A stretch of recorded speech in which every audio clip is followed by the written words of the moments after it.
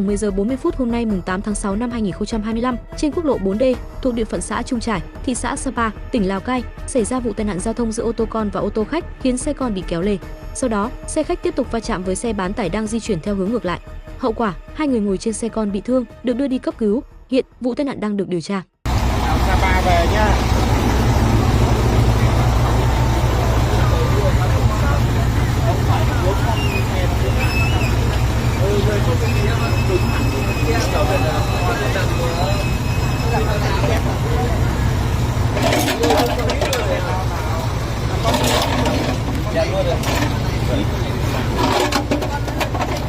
Bán tải kia rồi có hết cầu là bán tải chút nữa là được. Anh chưa biết